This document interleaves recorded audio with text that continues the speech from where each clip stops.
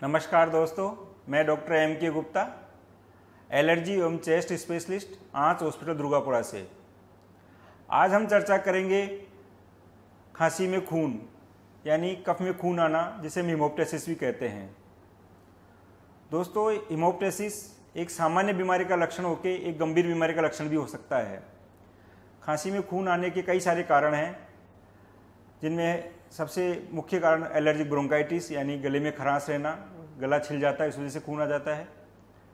दूसरा कारण है इन्फेक्शन, फेफड़े के अंदर इन्फेक्शन हो जाए, जिसमें टीबी मुख्य रूप से है, फंगस इन्फेक्शन है, वायरल है, बैक्टीरियल इन्फेक्शन है, निमोनिया जिसे हम कहते हैं। तीसरा कारण मुख्य है वो है फेफड़ों का कैंसर, जो आजकल बहुत तेज़ी से बढ़ रहा है स्मोकिंग की वजह से। इस वजह से भी खांसी में खून आते हैं, जिसका प्रेजेंटेशन कई बार हीमोप्टेसिस ही होता है। कई लोगों में जिन्होंने पहले टीबी का इलाज लिया होता है या किसी अन्य बीमारी निमोनिया का इलाज लिया होता है, उनके फेफड़ों में एक बीमारी हो जाती है, इसको ब्रोंकाइटिस कहते हैं। उसमें भी खांसी में खून आने लगता है।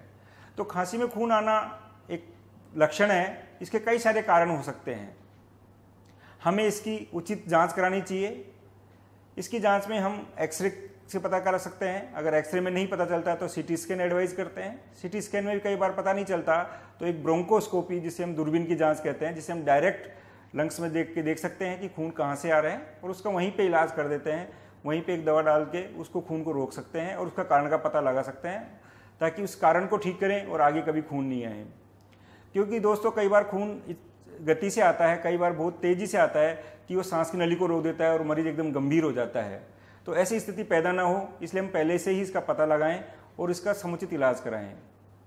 ये हमारा फेसबुक हैंडल है, आप हमें इस पे फॉलो कर सकते हैं। आपके मन में जो भी विचार या कोई भी क्वेरी हो वो पूछ सकते हैं। हमारा हॉस्पिटल दुर्गापुरा में स्थित है। धन्यवाद दोस्तों।